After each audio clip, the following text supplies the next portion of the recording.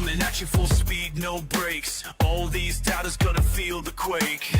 Raw determination in my veins. You can't touch this level of the game. Watch me rise.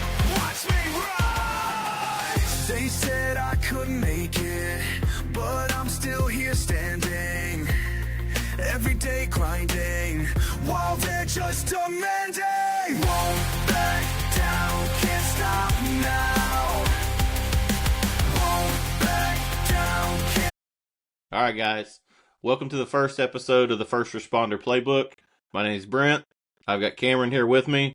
Cameron, tell us a little bit about yourself and how you got into law enforcement. Yeah, so I've been in law enforcement since 2011. I just got home from Afghanistan, and actually on leave, I had started putting in some applications all around Montana specifically because that's where my girlfriend lived at the time. And so I'd put in a lot of smaller agencies just because she had wanted to be going to nursing school, and ended up landing at a place called Miles City. Miles City is probably about 10,000 people that live there, but they do have a nursing college. So that's why we ended up moving there. So I worked patrol for a small agency. We had about 20 officers for 2 years. And then I was offered to go back overseas as a private contractor. And my then girlfriend, now wife, had got into nursing school. And so that was a way that we could pretty much pay for it. I think at the time I look back, my hourly rate for Miles City Police Department was like $18 an hour. So for those of you who've been around for quite a while and kind of see the change of the times. But so I went overseas for a year, was fortunate enough to come home. They took me back at the police department. And so I worked another 2.5 years. And for a small agency, the big thing for those guys were domestics and DUIs, right? And so all the focus for all of my training and experience was all about how do you pull over cars and get DUIs? Well, what I found was in just chasing DUIs was that I'd bump into drugs, meth. Fentanyl really wasn't a thing back then. We had a little bit of heroin, a lot of marijuana, things have changed in that realm too. But I kept bumping into drugs. And for a smaller agency, nobody really had a great system or approach on anything with narcotics. And so for doing that after I came home for about 2 years, I would refer all of these cases to our local drug task force. So that was one benefit to Miles City, was we had a drug task force that was there. And every time I would pull over a car looking for a DUI and I bumped into drugs, I would get with the task force guys and they'd kind of show me, hey, this is how you write a search warrant, and this is how you search a car, and here's some things that you can look for. And I actually enjoyed the drug aspect way more than the simple DUIs. So I became, the quote unquote drug guy for our small department. And so that went on for about 2.5 years. And then the agency was called Montana Division of Criminal Investigation, which is who I work for now. And they had an opening. For those of you who aren't familiar, there was an oil boom in North Dakota region that happened. Yeah, so that was a big deal back in 2014 till probably about 2019. Towns were going from 10,000 people to 50,000 people in just a year. And so they don't have the infrastructure for that, and everybody's making a ton of money. And with all the money and the young kids that were coming, 22 years old working for oil companies, came in all the crazy crime with it. So we had organized crime, we had Hell's Angels, we had big time distributors. We had literally there was a bus that would come from Las Vegas every 2 weeks, and they would bus strippers up to work for these oil. They'd make more money stripping in the oil field camps than they would back in Las Vegas. And so that kind of exploded, and it got to the point where the FBI actually put a satellite office in this town called Sydney. So Montana Division of Criminal Investigation, they opened an office out in Sydney, and they called and they said, hey, Cam, we know you like the drug stuff, and we can't really find too many guys that live out in this rural area that would be interested in a job. What do you think about applying? And so I did. And that's what started now I've been with Montana DCI for 9 years. And so that's where I started working some undercover and kind of went from there. Awesome. So let me ask you this. I worked Montana and Oklahoma, I'm sure, are pretty similar, because when we say small towns, we're talking 6, 7, 8,000 people. And then, somebody from California, they think small town, 50,000 people. Which, don't hold it against me. I spent a lot of years in California prior to I, all this. I So won't hold that against you. But it's completely different. yeah, definitely.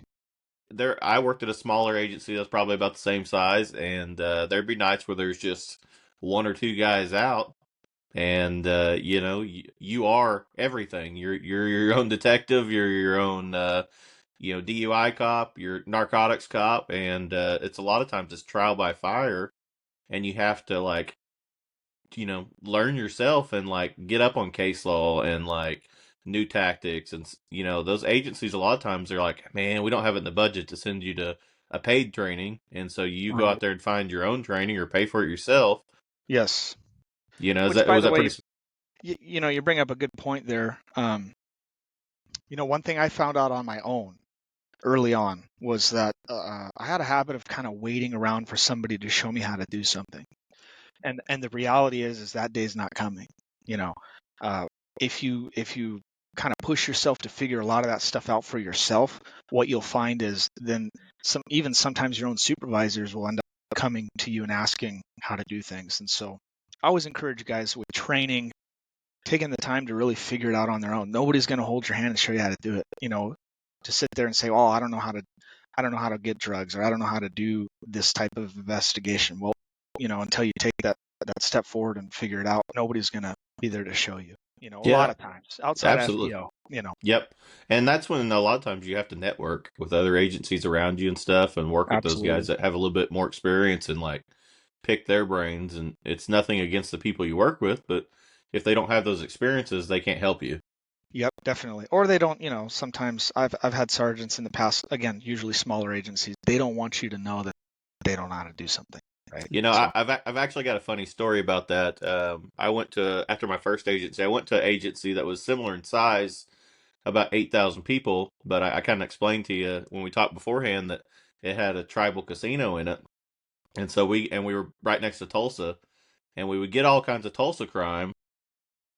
But I had a sergeant that Tulsa got in a pursuit one night, and they ended up right, just inside our city limits. It was on the interstate, so you couldn't just cut the median, and it was under construction. It was one way both ways, and so I was gonna have to go several miles down, turn around, come back through construction to check on them. They were hollering at them; they weren't answering for help, and I was right there at the off ramp. Well, it was 2 o'clock in the morning. There wasn't anybody coming. The shoulder's wide enough to where you could go up with your lights. Um, they're probably 300 yards up ahead of me. I can see everything, and unbeknownst to me, there was a Tulsa police officer blacked out in the Arby's down there. If I'd known that, I would have known they're okay. But they weren't answering dispatch. And so this Tulsa police officer gets on the radio and he's like, "Hey, there's an officer going the wrong way on the off ramp." Kind of calling me. I knew what I was doing. I was going to go check on them, make sure they're okay. It was a risk versus reward. There wasn't anybody coming. Shoulders wide enough for a car. I've got emergency lights. And so I get down there and my sergeant just jumps my butt in front of the TPD officer. There was a sheriff's officer there, or sheriff's deputy, and just starts chewing me out. And he says, "Why'd you do what you do?" Okay, well, you asked me a question then. So I started explaining to him why I did what I did. And he's like, "Don't you ever talk back to me. I'll write your butt up," and just cuss it. He wasn't saying butt.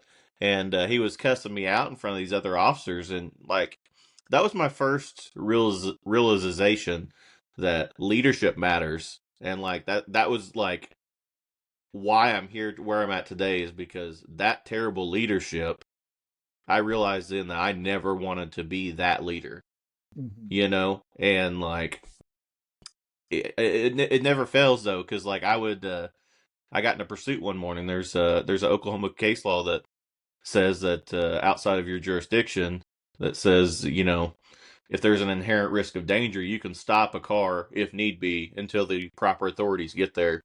And there was a car going shoulder to shoulder, almost struck the center median. So, and we'd just got a call about them leaving the casino as an intoxicated driver. Well, this is 7 o'clock in the morning on the interstate. They were going to kill somebody, so I tried to stop them. They slow roll me. And they slow roll me all the way into Tulsa, a couple miles. And finally, a trooper shows up. The guy's drunk. They take them to jail, write a simple statement for them. Hey, this is what I did, why I did it. Okay, have a good day, man. Not a big deal. And my sergeant, again, just get back, and he's just like chewing my butt again. And so, me being me, I went and printed the case law out for him and highlighted every little portion.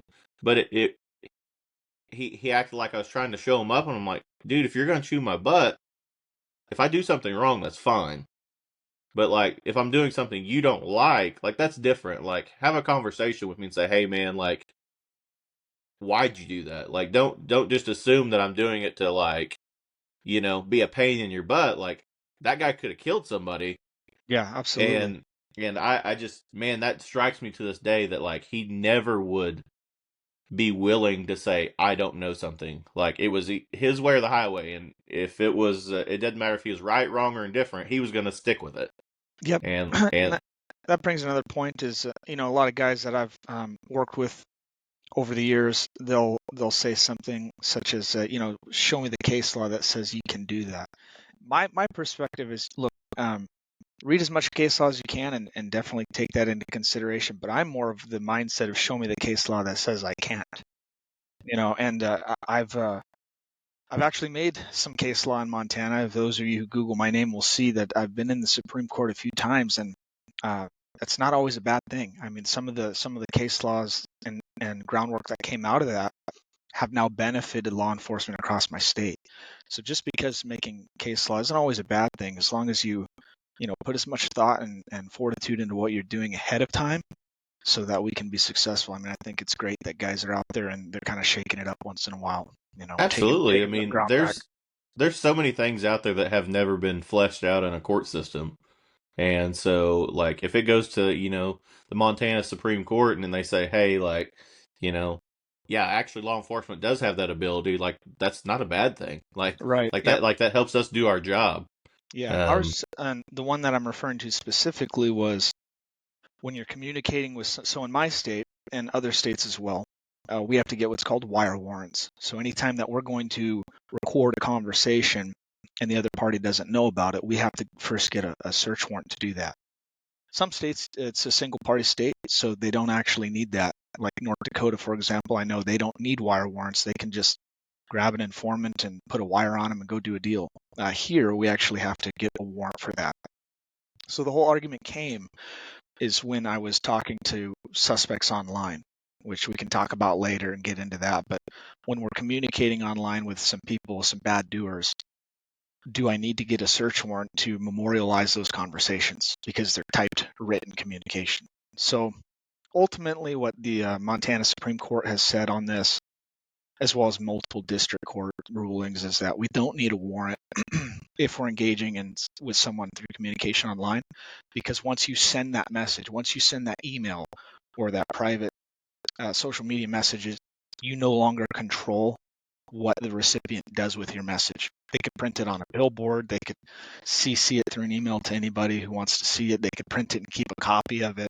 You no longer control the message. And so they've said, look, you don't have a reasonable expectation of privacy to those messages when you're sending them electronically. So that was one example of one that hadn't really been hashed out. So it's not always a bad thing. But yeah, and if you think about it, I mean, once you send that message and it leaves your fingertips, that privacy's gone. Exactly. Yep. And there were, at the time, mind you, there was guys I was working with who were saying that I was basically doing this illegally. And so the point is, I encourage guys to stand on their own 2 feet, read up on as much case law as they can get their hands on, really take a deep dive and understand some of this stuff. And it'll help you out in a lot of the things that you're doing. And it's funny you talk about, because I am kind of familiar with like those boom towns up in North Dakota, just because I've had some friends go up there and work. And oh yeah, there's a lot of money being made. Well, yeah, that's what they said. You make a ton of money, but he said that's kind of like the wild, wild west. Yeah. And you think about it, I mean, North Dakota is probably one of the smaller states population-wise, and those towns where they were at probably didn't have the law enforcement capacity to go from, towns of 4, 5, 6,000 and then booming out like that. Like, they're playing catch up. Yeah, just for the listeners who aren't familiar, during that time, I'll tell you how bad it got. The city had to come out with ordinances on how many campers you could rent out in your front lawn. because they would basically put 4 or 5 campers in their front yard and rent them out for $2,000 a piece a month, and there was still nowhere to live. You know, it's funny. I've got a little bit of experience with that, and it kind of shaped me where I'm at today. When I got out of college, I was kind of just shotgunning apps everywhere across Oklahoma. Like, hey, like I want to get on somewhere. I want to work. And there's a town probably about 7,000. It's right off I-35 in Oklahoma. And I go up there. I interview. It's about 3 hours from where I live now. Completely away from my friends, family, everybody. But by God, I wanted to be the police. And I get up there and they're like, hey, we'll offer you a job. Like, we'll help you find a place to stay. Like, cool. Like, so I get up there and like, there is nothing up there because the county over is even smaller. And they had, at the time, they had the natural gas boom going. I believe it was natural gas over there too. Um, so like everything was like rented out within like 30 miles of town. And there's not many towns within 30 miles. But they wanted you to live within a certain time frame, and there was nothing there. And they're like, "Hey, man, you want to stay in our FOP lodge?" And me being new to law enforcement, I'm like, "Yeah, absolutely, I'll take that up." And so I get down there, and like I've got a car full of stuff. My parents are with me, and they're like, "Hey, man, here's the key to the FOP lodge." And we get down there, and it's like in a back alley with like bars over the windows. And we go in there, and there's like open wires hanging down from like the ceiling, and like there was some sort of like substance in the bathtub that looked like a gremlin almost. It was so big. And my dad was in law enforcement for 40 years, and he's like, listen, like I'm not gonna tell you no. He's like, but just from my experience, like this is probably not a place you want to stay at. Jumping into a new career and not knowing anybody and living in a back alley. Mhm. And Definitely. it hurt. It took me another year or two to get a job, but I told him, I was like, hey, listen, I'm not staying in a back alley 3 hours away from home. But Yeah, I mean, it was the definitely. same thing. There was nothing to stay there because everything was rented. Even like hotel rooms, they were like, "Hey, we can rent your room for like a night, but like past that, like we don't have anything." And it was just crazy. Like, they just didn't have the infrastructure to like handle it. But they got to stay somewhere, and it's kind of the same deal. They were passing like ordinances and stuff to like regulate it because it was all new and like growing, and it was crazy. So, but let me ask you this. So you were on the Montana side. Mhm. How much spilled over from North Dakota into Montana? If you're if you're towards Montana's a big state. It's actually the fourth largest state in the United States, so we're pretty big. If you go on the eastern side of our state, there's a lot of bleed over, and the reason for that is if you live in eastern Montana, the closest metropolitan city with any kind of a population base where a lot of your drugs or prostitution or whatever your crime would be is closer to North Dakota than it would be for your nearest Montana city. So there's actually quite a bit of crossover. A lot of my when I worked up in Sydney, a lot of my undercover work that I did, a lot of my bigger cases were actually in North Dakota. That's awesome. Hmm. And you don't think about those things. Somebody that's not from the area, but like, I mean, you think about it, like Montana is huge. Yeah, And correct me if I'm wrong, but like Eastern Montana, geography wise, is completely different than like Western Montana because it's more mountains along the west, and the east it's like more prairie land, if I'm not mistaken. yeah, a lot of prairie land. They call them, gumbo hills, and you got a lot of sagebrush. Obviously, big industry out for the eastern side of our state's hunting. You know, Yeah, yeah, totally different topography. I mean, it's similar to just two totally different states, really. yeah. Yeah, Uh, um, so let me ask you this. So how did you get into training law enforcement officers? yeah. So, one of the functions of our state agency that I work for is training. So we train at the academy for anyone that's going to be certified to become a law enforcement officer, and then we do some agency trainings all around the state in various topics, everything from homicide investigations to drugs to human trafficking. I mean, you name it. So that's kind of one of our functions as an agency. So what had originally happened is I found a lot of success working through social media. and that is not necessarily the open source stuff that a lot of officers are accustomed to, where you're going to go onto Google or Facebook and you're going to gather information or evidence for a suspect in crime that's already been committed. So a lot of what you'll see in training now is open source, right? But out of necessity, I was going online and meeting criminals and trolling them into my personas. Some of that's through like parking lot stings, where a guy will message me, hey, we'll line up a deal, and then we'll meet at Walmart. When he gets there, we pull him over, and then we kind of grow the case from there. But we've also done a lot like packet parcel interceptions, interdictions, where guys are telling us that online that they're traveling to California or Vegas or Denver, and they're picking up loads, and then we're pinging their phones or put trackers on their cars, and we're pulling them over when they get back. So I was doing a lot of that, which surprisingly at the time, going back to 2012, 2013, was really uncommon. And actually, in a lot of ways, it's still uncommon today. There's not a lot of state and agencies or departments out there that are doing this stuff. And so if you saw how much work you could get by just throwing on some accounts, it probably shock a lot of you guys that are listening. But so I started doing those, and what happened was Idaho had met me at a conference, and they said, hey, would you come down and teach this 2-day training to our Idaho State Police? And so I did through my agency, and it went great. I think there was 30 guys that came, and they enjoyed it. So then shortly after that, North Dakota called and said, hey, we heard that you did this training over in Idaho. Can you come over to North Dakota? And then another, kind of like eastern, western Montana, well, north and south, or east, west Idaho. So they had another region in Idaho who asked me to come out at that same time.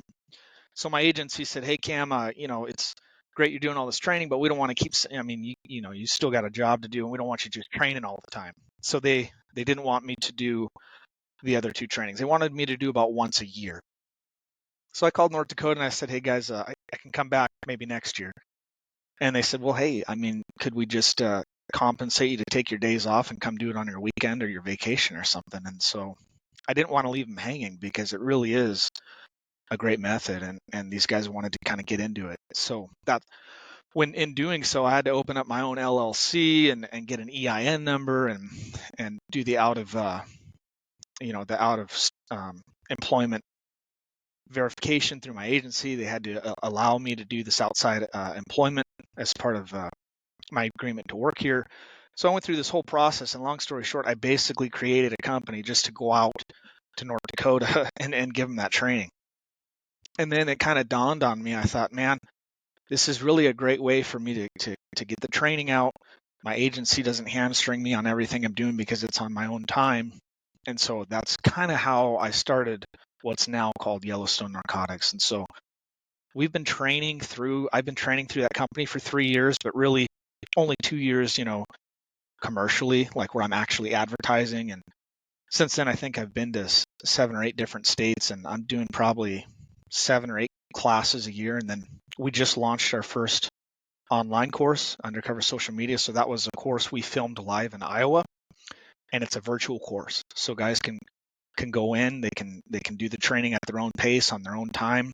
They don't have to fly somewhere or go anywhere. And to my knowledge, I could be wrong, but to my knowledge, I have not seen this course offered anywhere else. A lot of all the other social media courses that I've seen, some of the big guys like Blue to Gold or Police Dynamic Training, or a lot of these bigger companies, they're all showing you the open source stuff, but nobody's really learning how to create an account and go online and troll these guys in for all the various different kinds of interdiction techniques that are out there. And just so guys know too, it's not just for narcotics. I did a class with nothing but fish and game officers. The amount of poaching violations and animal trade and illegal animal part sales and stuff that's going on online is huge. And there's just not a lot of guys utilizing that type of a technique. Yeah, absolutely. Trust me, that's why you're here, is because I'm not the expert in that area. Sure. But in like 2020, 2021, around the time COVID started, I was dabbling with a fake Facebook. Sure. And, we got some stolen property back and stuff off of it like that. But I always wondered, like there's more out there that I'm missing that I wasn't familiar with. Totally. um, it really is surprising to me because I've trained hundreds of guys to do it, and they'll call me and say, "Hey Cam, I'm not having the success, or what am I doing wrong here?" And just making small finesse changes makes a huge difference.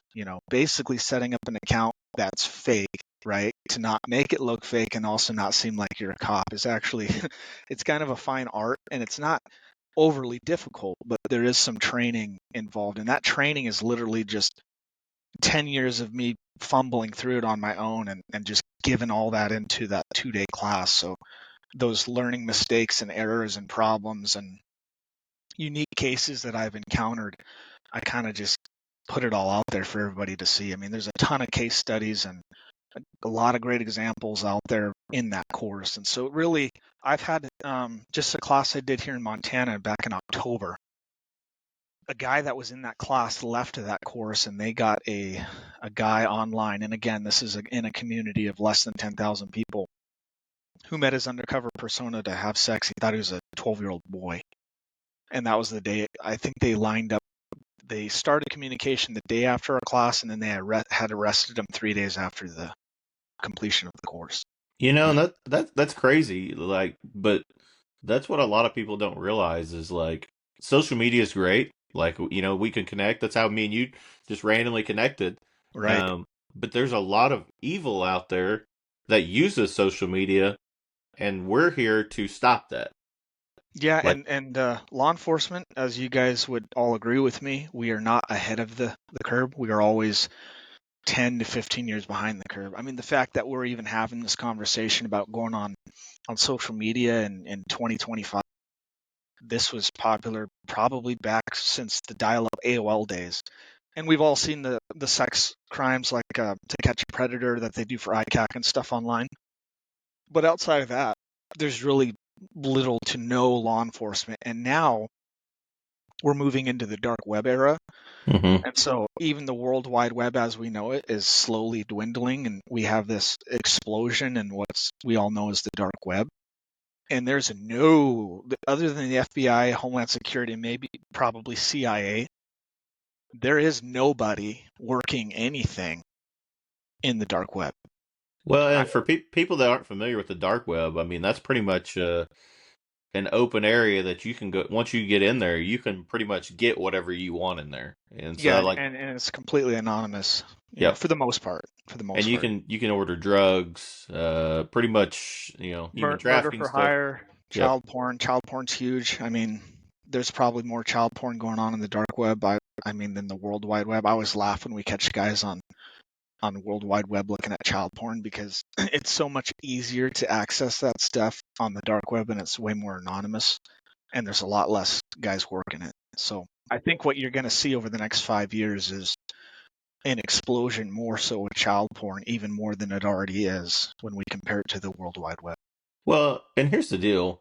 I would venture to bet, child porn type stuff is similar to narcotics and other criminal activity in that we're only catching a small percentage of it. And so, you see it all the time in Oklahoma, at least, like, hey, this man was arrested with all this stuff on his computer. I guarantee you they're only catching a small percentage. And it's not for the lack of trying. It's just there's a lot of sickos out there in this world. Sure. And I think anybody out there that's assigned to these specialized crimes, that whether it's fishing game or child porn or human trafficking or narcotics or organized theft retail rings, the guys boosting stuff and selling it online. If you're not working the social media, man, you're missing probably half of this stuff going on. I mean, even if it's not something that interests you, knowing how that stuff works and how the criminals are using it could even help you with your conventional stuff that isn't really necessarily targeting people through social media. So it's just going to continue to get bigger than it already is. We're already 10 to 15 years behind. But for anybody who's working a specialized unit, I don't care what it is, you could be 3 times as successful just adding social media to your tool belt.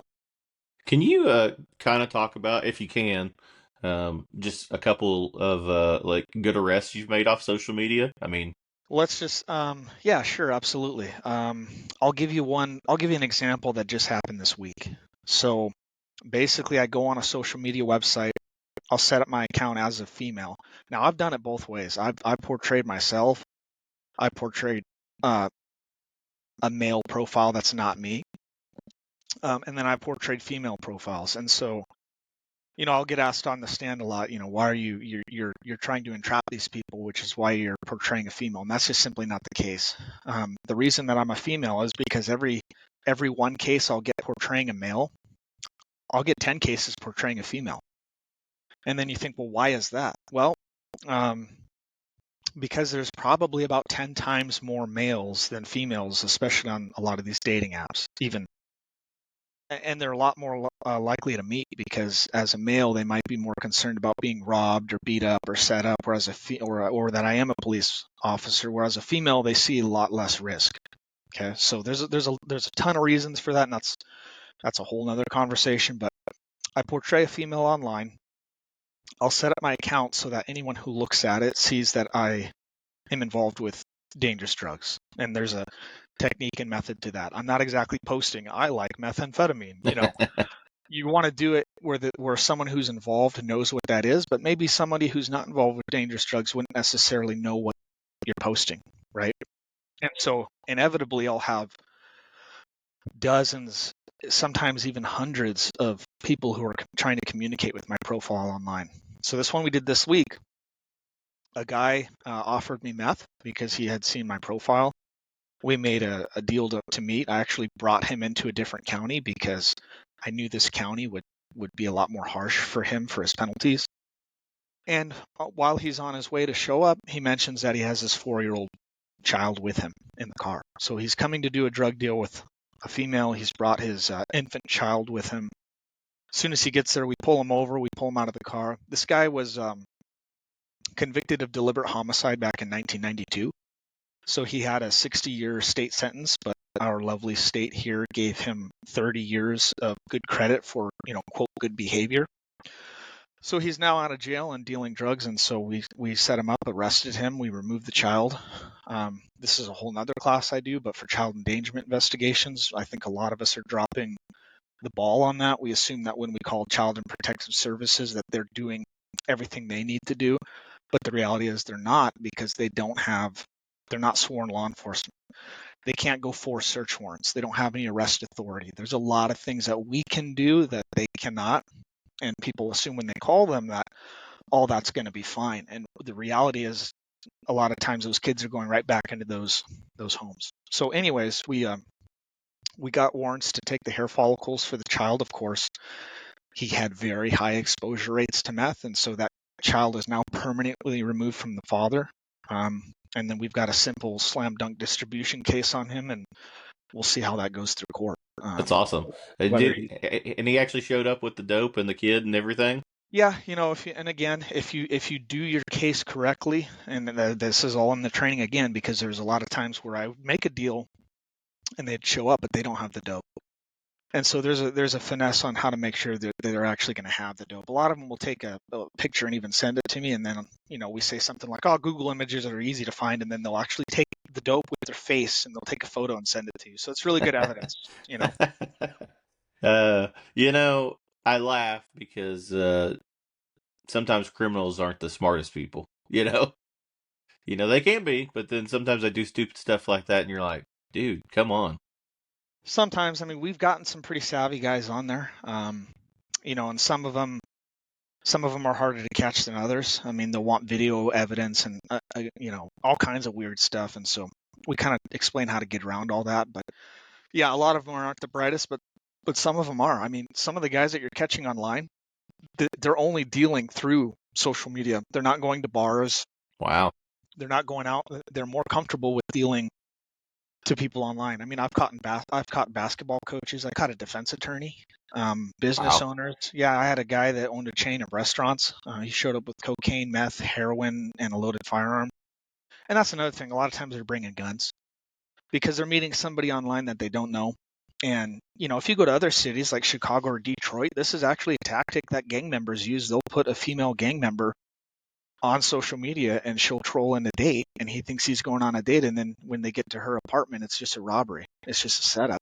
Yeah, we actually had one of those in Tulsa that made the news about a year ago, and I recently saw that all the three people involved got sentenced, but Hmm. he met her on like Tinder or something like that, and she picked him up, and I guess the other guy was laying down in the back seat, like in the floorboard where he couldn't see him, and then when they started driving, he popped up with a gun and like shot the guy in the shoulder, and they took his money and stuff, but it was just exactly like that. They set him up through social media and robbed him. Oh yeah, I mean even Ukraine and Russia in their war right now, they're setting up fake accounts of trolling soldiers or get information on the opposing side, and they're doing that through fake female accounts. And so this tactic is by no means new. It's being used all over the world by different entities. I'm just trying to bring that to some of our law enforcement partners. I mean, if you started doing it, I promise you could do that. You could have multiple guys in your agency that do nothing but social media active investigations, and they would be busier than they ever have been before. Yeah, and I actually, we were talking before, the other day. My agency I'm currently at, has big casinos, and Man, that's a gold mine, man. You can do there's the opportunities for you guys out there are really endless. I mean, and I really, I'm going to bring that back to them and just explain to them because I knew it's always been there, but when you're the lower man on the totem pole, it doesn't go up all quickly, and so it's sure, true. I mean, we could probably have a street crimes unit that just work there 24/7. And definitely. because I mean, just from not my current agency, but when I worked at a municipality that had a different casino, I mean, we got, actual counterfeiting rings that were going on there. They had printers, everything in the rooms. If they're counterfeiting money, like we got human trafficking stuff, we got trafficking drugs, all kinds of crazy stuff. Sure. And And what I typically see, Brent, when I go around the country is guys have thought about this, but it's always the same thing: is they don't know where to start. They don't have any agency policy on it. They don't, we all might have had that idea, like, hey, yeah, that makes sense, but where do you begin? You know. yep, yep, So that's usually the hard part, is just taking that first step. absolutely. I mean, because it's hard to explain to your administration a lot of the times. Um, about a problem and you don't have anything, if you don't have a solid answer of like, this is how it's going to play out over the next 6 months to a year and a half, they're like, is it really that big of a problem? But if you actually got dedicated to that for 6 months to a year, you could go out there and show those results. Well, But Brent, you're gonna listen. Truthfully, your guys will show that result in the first week. yeah, and I mean, It's not gonna take more than 7 days for you guys to start seeing this. yeah, and I mean, when you're a general patrolman, I mean, you got domestics you got to go to, burglary, stuff like that. And guys, a lot of times they'll, shag a report call and they're like, man, I don't really want to catch another report. It's late. But if you're out there actually doing stuff and showing this to your administration, you can show them, man, this would be great. And so a lot of times you have to take that extra effort as a patrolman to show those results. Like, hey, I'm working this area. Like, this is a high crime area.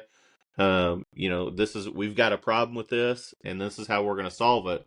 And I think you're right. A lot of guys run into that of, well, I know we've got a problem, but how do we get there and how do we show that to our administration? Right, exactly. And when we really started doing this kind of hot, very hot and heavy and proactive, was probably about 2013. And I remember, the guys that my admin that I was explaining this to, I don't even know if they knew the difference between an email and a Facebook at that time, And so Yeah. so now fast forward to 2025, and I'm trying to explain what the dark web is, and can you imagine what that's like in cryptocurrency? And so we have other issues on the horizon, but I think for a lot of places it's like, hey, let's start at the ground level. Let's get in and start working these cases here, and then we can hopefully progress into changing with the times. Yeah. And, I think you touched on it a little bit earlier, but we're always playing catch up. And so once we get caught up on this, there's going to be new stuff coming down the pipe. Can you kind of touch on like what you see coming down the pipe? Like, Yeah. Well, it's not just with computers. It's not all social media. And just so the guys know, social media is one of 6 classes that we instruct, and it's a big one. But there's other ones, like we've got another course called Technology in Today's Investigations. And so this is all about being proactive and progressive with things that are changing. Another thing that's changing is, for those of you, have you ever heard of Cash App? Yes. Yeah, it's been around for a while. Okay. Cash App is, a lot of places they kind of understand what it is, but basically it's pretty simple. It's just like Venmo. It's a peer-to-peer money transfer service, right? So you can send money directly to anybody else who uses that. Well, we're seeing criminals that are using a lot of Cash App. And Cash App is kind of replacing, I don't know if working in Oklahoma, you ever do a traffic stop and you pull somebody over and they have 100 prepaid debit cards. Some of them The even are in the package, or they still got the stickers on them. the green dot cards. Green dot, or Yeah. the Visa gift cards or the prepaid cards, and you're like, well, I don't understand how this is being used in crime because it hasn't even been removed from the packaging. They're not like scraping off the numbers and trying to put them on the shelf till somebody buys them. I mean, they're stealing cards. Well, what they were doing with those cards was a lot of credit card fraud, and that still exists, but not. Or they were loading money onto those cards, and you'd have people that are, instead of bringing back $100,000 in cash, they're bringing back a gift card that had $100,000 of their drug proceeds on it, and they weren't getting seized. And so that's one of the, that's a slow transition. We're still seeing people that are doing credit card fraud. We explain all this in the technology course, but what's really happening now that's replacing a lot of the prepaid credit card game is going through Cash App. And criminals are paying each other, or they're buying drugs, and everything's being facilitated through Cash App. And so if you were to write one Cash App search warrant, which is pretty easy to do, and let's just use the analogy that it's a drug case, you're going to see every single person who has sent him, your suspect, money, so you can identify all of his customers. And then you're going to identify one or two people that he's sending his money to. And so through that search warrant, you're now identifying who his sources are without even talking to him. And when you do a Cash App warrant, depending on the verbiage you use, you're going to get all of your suspect's transactions and all of everything that he's doing. But you're also going to get all the bio data from all of anybody he's ever sent money to or received money from. So if you wrote one good search warrant on a suspect, I might have 10 targets that he's dealing to, and then I'll have one or two sources that he's being supplied by. And a lot of guys in the drug world, they'll say, "Oh, we don't work down." Well, I've always the guys that I train, I say that's silly. I don't ever want to hear you say that, because we do go down, because if I go work his customers and then I work them, you think they only have one supplier? No. So sometimes we go down just so we can go back up in another direction. And so I'll target his customers, and then I'll find out, oh wow, they have these other 3 dealers that they're working, and those dealers might even be bigger than the original one that we had caught. So that's why I said with one Cash App, you can parlay those into more Cash App warrants and more Cash App warrants. And I've had a case where I wrote 3 Cash App warrants, never talked to anybody involved, and I had identified a guy from Arizona that had a storage shed with 100 pounds that he was dealing to all these people that trickled down all the way to Montana. So in 3 Cash App warrants, we had basically identified a guy in Arizona with a storage unit with 100 pounds. And that's crazy, because, I mean, you make a good point that drug users are not monotonous buyers. Like, they're going to buy who has the product at that time. Exactly. And so guys, it's very small-minded to say, okay, well, I got this guy selling to 10 people, and we're not going to go down. Like, right. if you go down, like, those 10 people might have 4 or 5 people that they're buying from, and you're right. Totally. And it spider webs into different directions, and Yep. it's good police work. Yeah. So we're, obviously we're trying to work up, but you're going to hit a wall, or your case is going to stall. And while you're waiting for things to pan out, why not go down to go up in a different direction?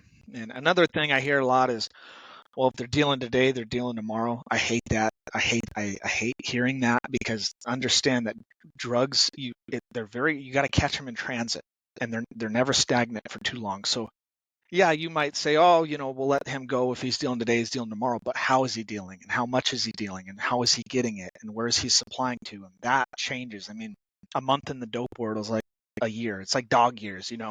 If you're a doper, and a year is like 7 years for everybody else. And so things move pretty quickly, and they change rapidly, and people get killed, or they end up in prison, or or they're down and out and they're not dealing anymore. And so I always tell guys, you want to go after a hot lead. So if it's hot, you got to stay on it. Don't get that mindset where you say, oh well, we'll catch them down the road. Yeah, absolutely. And let me ask you this: in Oklahoma, obviously, and I'm sure it's in Montana too. But do you guys have like cartel influences up there Oh, in your definitely. dope game? Yeah, and you think why is Montana's got 1 million people population total and they're the fourth biggest state? Why would this involve cartel? Well, I'll give you an example. So if you go to Seattle right now and you buy a fentanyl pill, and this number changes, it's going to be somewhere between, if you buy wholesale, if you buy say 1,000 pills at a time, you're going to pay 50 cents to 75 cents a pill. That pill where I live, which is the biggest city in Montana in Billings, that pill is worth anywhere from $12 to $20 a pill. And if you go on to any of the reservations here in Montana, we've heard it as high as $40 to $60 a pill. So there's a lot more money and there's a line of people to buy that pill. So we have a high demand for a low volume of distributors. And so that amount of money, we're seeing cartel come from Vegas, Colorado, Spokane, Seattle. They're sending people out here to set up because the amount of profit, it's so much more profitable to sell their product here. Just simply by transporting it, say 12 hours, they can, 10 times their profit margin, if not more.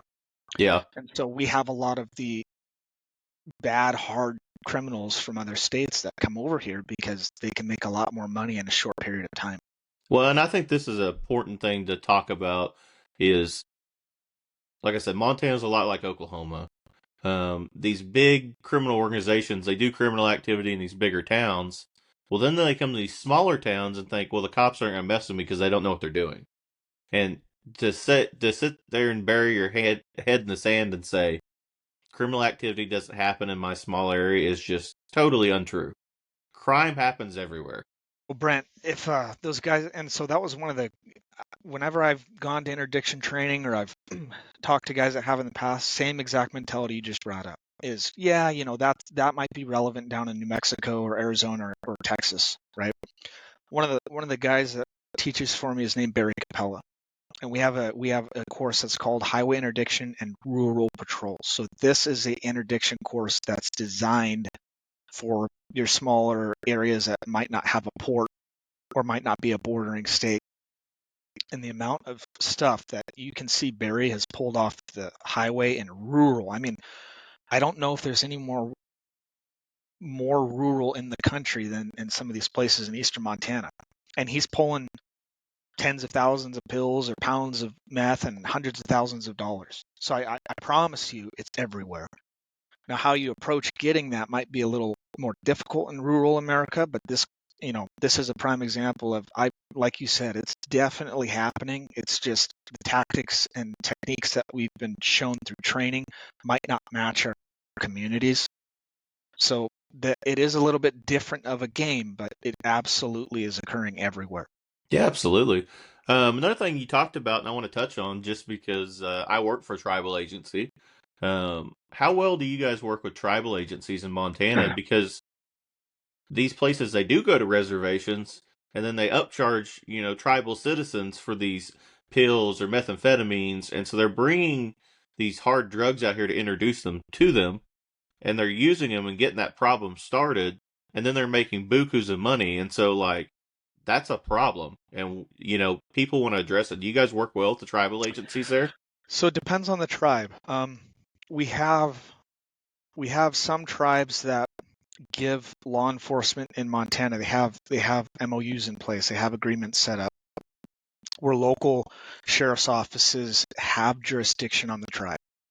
And then we have some tribes that don't allow that. So the only enforcement action we can take on those sovereign tribes would be through our federal partners such as FBI and DEA. So from a state entity, we have agents that are embedded with ATF, DEA, Homeland Security, and FBI. Those ones who are task force officers or TFOs, they have authority on the tribes. And so that is one way that we can enforce crime on the tribes, but they have to be with a federal agency. And then, but usually the ones that are TFO'd, the tribes are so far away and there's such a large area and there's only a couple guys to really work.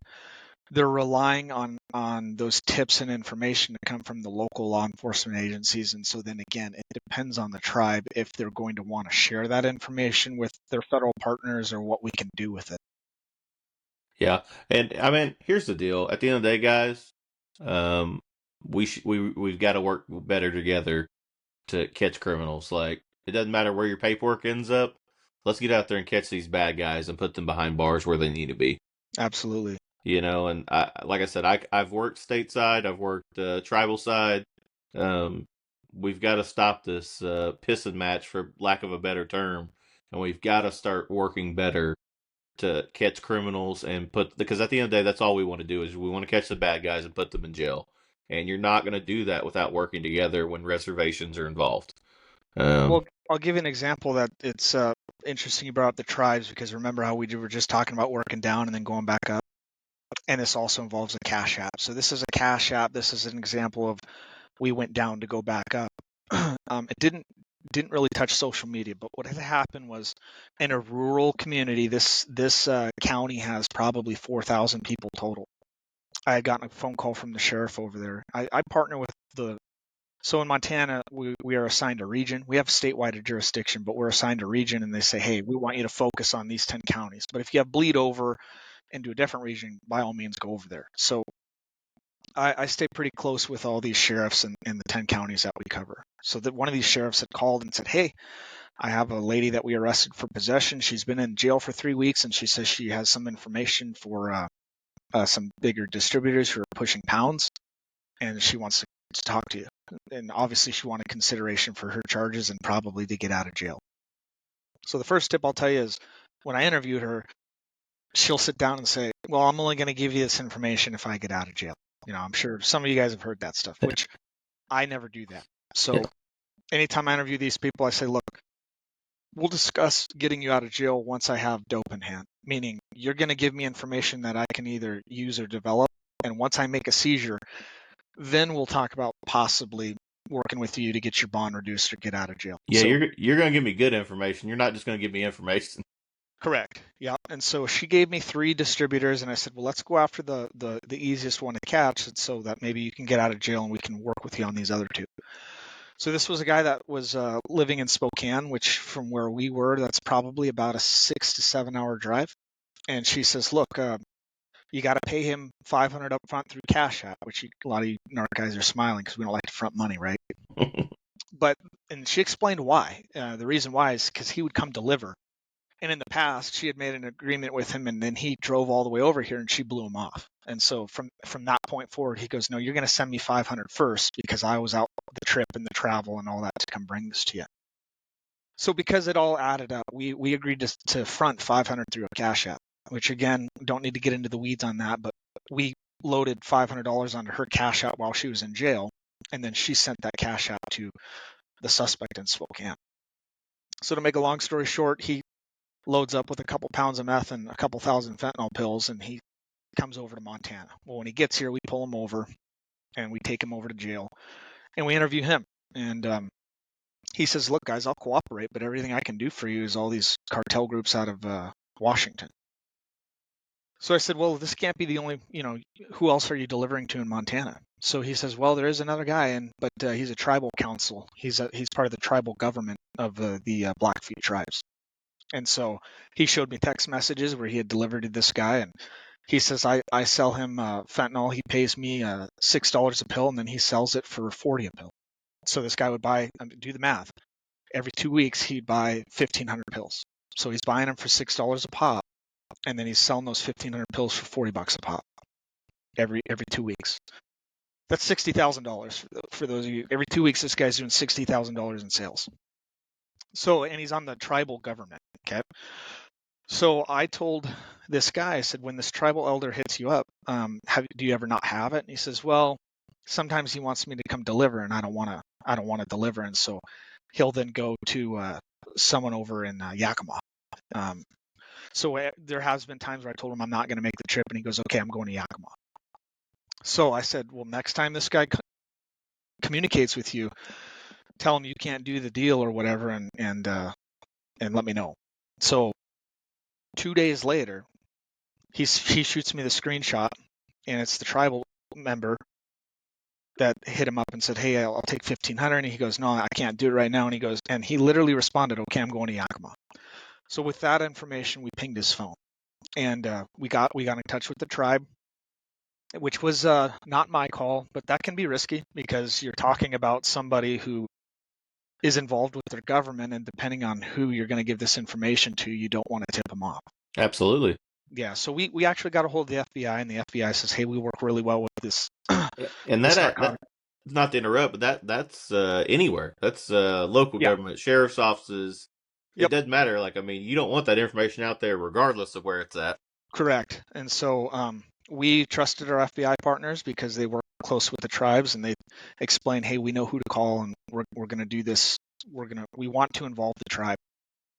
So we did, and we went up there that night. By the time we got up, that was about an 8-hour drive from where I'm at. So we got up there about 2 a.m, and the guy we're pinging his phone. So if it were up to me, we were just going to pull him over off the reservation, right? But the tribe really wanted to get him on the reservation because they had so many overdoses. I mean, their overdose rate for deaths was like 600 times the national average.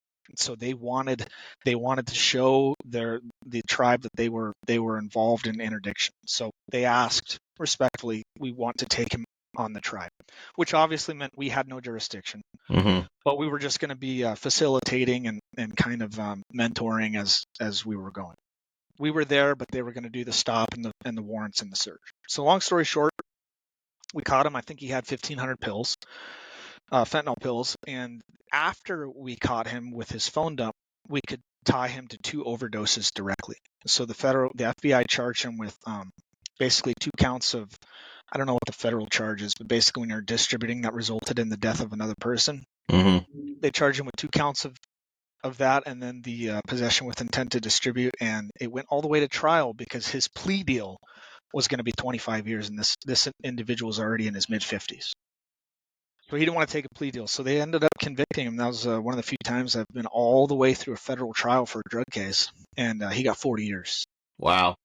Yeah, so that's basically a life sentence. Yeah, and that's And so that came from working down, right? We caught the head of the snake, so to speak, out of Washington, but we worked down into one of his customers and then worked it back up into a 40-year sentence. And yeah, and that also involved cash out too, which is a little bit of technology in there too. and that is great proactive police work in saying, okay, well, we got one guy that's a big fish, and most guys are saying, okay, I'm done with them. Cut, we're done.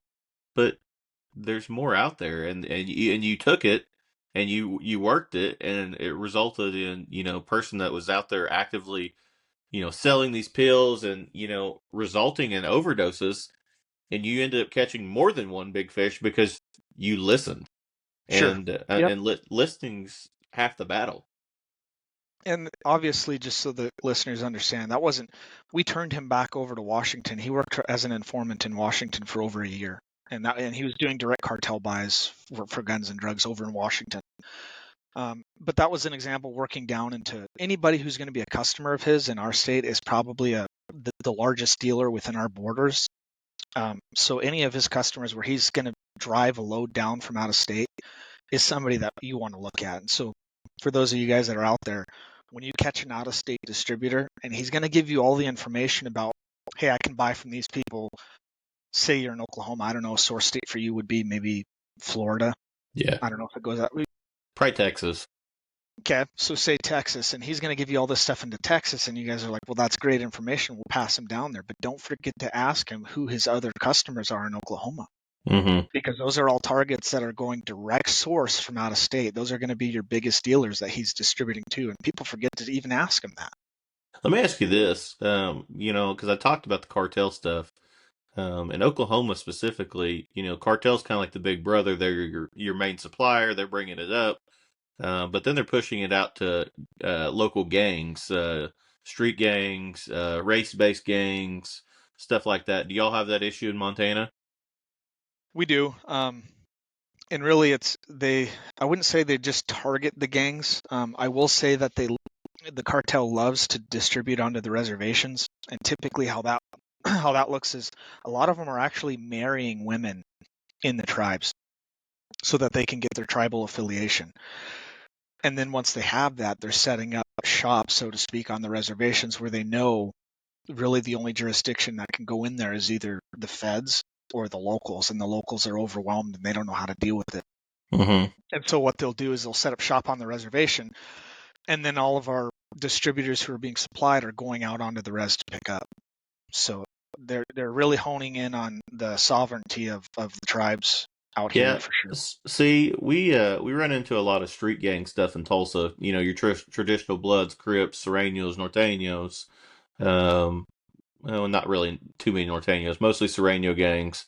Every once in a while, you'll see some Latin King stuff, and that's specific. I mean, don't get me wrong; it happens in the rural areas. It's a weird thing in Oklahoma. You'll see somebody throwing up Blood or Hoover Crip, and then they're riding a horse out in the smaller towns too.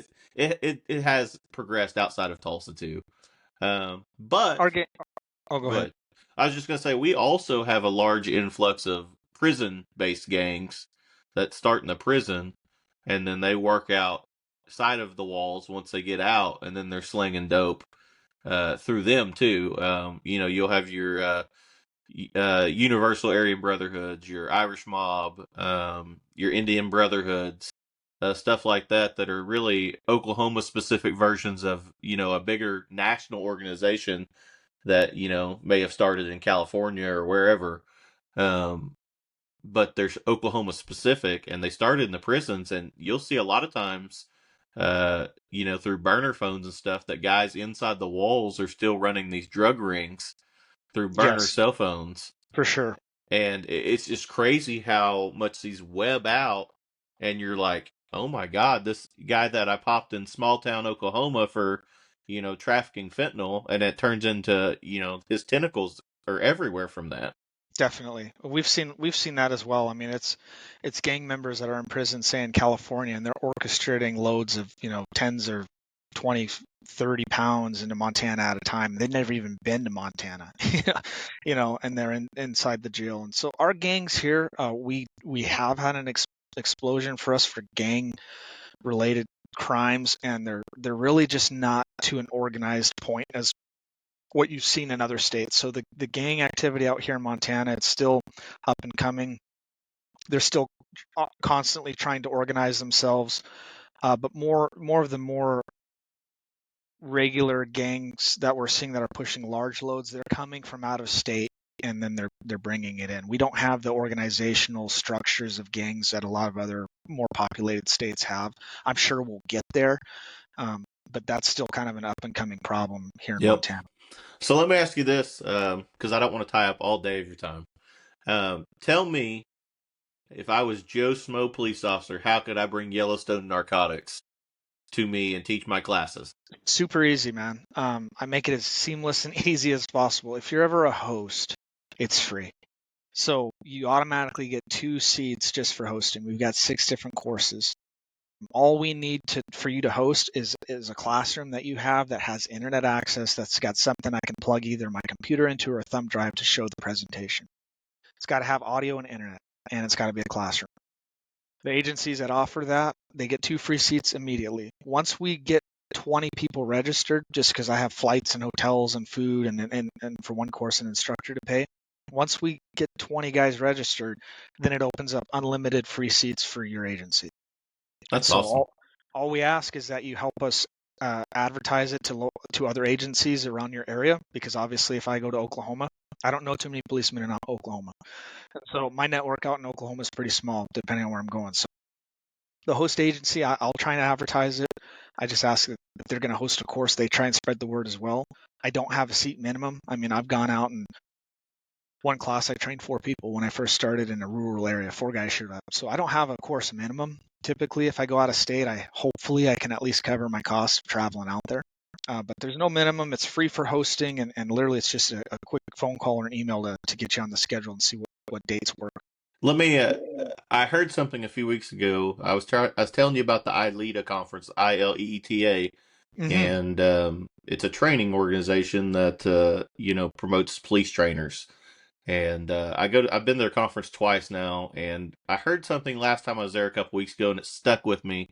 And I feel like you, of all people, will relate to this.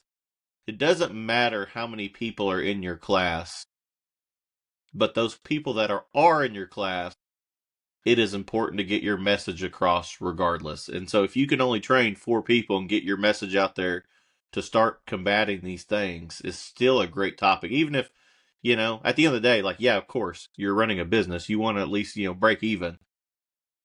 But to get your message out there and to train these new officers is why you do what you do. 100%. That's why I never came into this saying, hey, I want to make money training. That wasn't the purpose. I had to do that just so that I had the ability to go out and do this, but that wasn't the point. And so, yeah, obviously we like bigger classes. I mean, normally we'll get 20 or 30 guys, but to me, it doesn't matter. I mean, if somebody wants to host a course, and I actually like going to smaller agencies because that's where I started. I understand how training budgets work, and you never have the money to pay for your training usually from smaller agencies, but I've got a course for that too, and that's asset forfeiture. And so, Can you kind of talk about the courses you do offer? Sure. So obviously the undercover social media is the big one. That was the one that kind of started everything, and that's my most common. Another really good course that sounds boring, but I'm telling you, if you're a patrol guy and you want to put 50 tools in your belt, it's called Conquering the Search Warrant. And so don't get that confused. That's not how do I write a search warrant, but the basis of that course is how do I take reasonable suspicion and develop that into probable cause.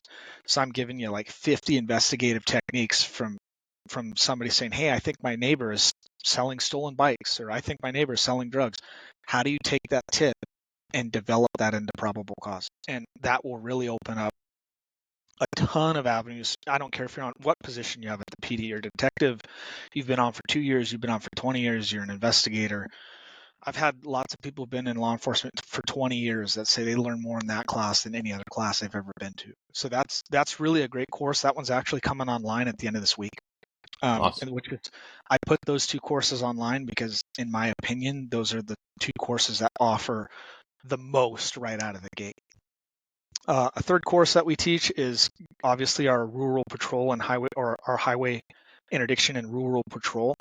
I don't teach that. I have an instructor who's a sergeant with our interdiction team here in Montana. He's one of the original interdiction troopers that formed that team, 5-6 years ago. He teaches that. He does a phenomenal job. He just got booked down for an entire conference in Missouri on Lake of the Ozarks, I think in September. Great course. That one will be the next one that we roll out with online. Another course we teach is technology in today's investigation. So that's everything from dark web, cryptocurrency, credit card fraud, phone pings, trackers, Cash App. I'll give you a one-stop shop for, I don't care if you would need to write a warrant for Uber Eats. You can go to this one place and it'll walk you through step-by-step how to write those warrants, and then what kind of information you can get back from those warrants. How long does Verizon keep text messages versus T-Mobile and AT&T? How much is a phone ping? How do I get historical GPS records, and why does that matter for my case through their phones? And So that's another thing you brought up that's very important that a lot of people don't realize their first time when they write a cell phone warrant is. Every company's different, they are. regardless of how long they keep it, how accurate that ping is, it's all different. And so you can't just go in there and say, man, we're going to find out exactly to the room in the house where they're at. And that's not realistic. No. And then even going down to the verbiage of what is the verbiage you're using in your warrant to get the information you're asking for? Because if you don't put the correct verbiage in there that company wants, they're not going to give you the information. So that's the technology course. Again, 2 days. Another course is, this is a 2-day course. However, if I go out of state, it really is only relevant for 1 day. So we teach evidence destruction and asset forfeiture. Kind of seems like an odd topic to pair with asset forfeiture, but evidence destruction is one of the 5 ways that you can seize someone's property and keep it for your agency. So those kind of commingle. However, that class, evidence destruction, is really unique to Montana laws. So I wouldn't, I'm not comfortable going out and teaching you how to destroy evidence in Oklahoma. Yeah. I'm not familiar with those laws. However, day 2 of that course, which is all about asset forfeiture, I would obviously do my homework for Oklahoma forfeiture laws, but really what that course teaches is when you seize $10,000 or $20,000 off of somebody, what are some things that we can do on the back end of our investigation to prove that those were illegal proceeds? So we do a whole day of 10 different things that you can, when you take, I don't care if it's $1,000 or if it's $100,000. I'm going to give you 10 techniques to prove that that legal is, or that that money is illegal. That'll help you actually seize it. I'll do some homework before I got there on what your individual state seizure laws are. However, that's also going to be kind of on the students to kind of be more familiar with the laws. This is more or less how to investigate after we take the money to prove it was illegal so that we can keep it. Okay. Another course I teach is child endangerment investigations. So we talked about that earlier, is where anytime you go to a drug home, if there's kids there, you now have a brand new investigation from scratch. Okay. There's a whole process into how we're going to go after those children and that on those charges relating to drugs with kids. That's a 2-day class that we teach, and it's all about, and really not just drugs, but anytime you're encountering children where criminal activity is occurring, we need to be looking into the safety and welfare of those kids. And how do we do that? And how do we, sometimes it's doing what we think child and protective services should be doing, but really making that our own and taking accountability and making sure that stuff gets done. That's awesome. All right. So tell everybody your website, your socials, email, because that way they can get in contact with you, because let's spread the good word. Yeah, but easiest way to get a hold of me is through email. Super simple. Cameron@YellowstoneNarcotics.com. That's my email. Website, also easy, YellowstoneNarcotics.com. When you go to the website, you can click the in-person courses or you can click the online courses. If they wanted to take an online course, they just have to create an account. So they'll click online course and they'll hit create an account. The reason for that, I don't want criminals to go on my website and buy my course. So when they sign up, they'll have to take a picture of some kind of law enforcement credentials that they'll upload with their account. Remember to hit submit, by the way, because uploading it, you got to hit half of the guys don't hit submit and I don't get the photo. So yeah, upload a picture, hit the submit, and I'll approve the account, and then they're available for purchase. Just so guys know, my undercover social media is 50% off until May 1st. So I'll give them a promo code. It's literally $150 with the promo code. And I have a course guarantee. Anything I teach, if it's not in the top 3 courses you've ever taken, you just send me an email and say, hey, Cam, it didn't make my top 3, and I refund you 100% of your money. That's awesome. That's customer service. Yeah. Yeah, I've never had somebody call me on it, by the way, but if they do, please, if it's not in the top 3, then I don't want the money. Yeah, for sure. What's your you got a Facebook page? Yeah, Facebook is, if you just type in Yellowstone Narcotics, you'll see 2 pages. One of them is my business account, but one of them is my account. You'll notice because my main account has 5,000 friends, and the other one has 50 because I just don't really go on there. We've got an Instagram page, and then, or they could just call me. My phone number is 530-961-2001. They can just call me directly anytime. Awesome. Hey, thanks for taking the time with me today, and let's spread the good word and keep up the fight. Yeah, thanks for having me on, Brent, and it's been a pleasure, and I've enjoyed it. So thanks Awesome. Thanks for having me on. Appreciate it. Have a good day. Hey, you too, Brent. Thanks a lot. Bye.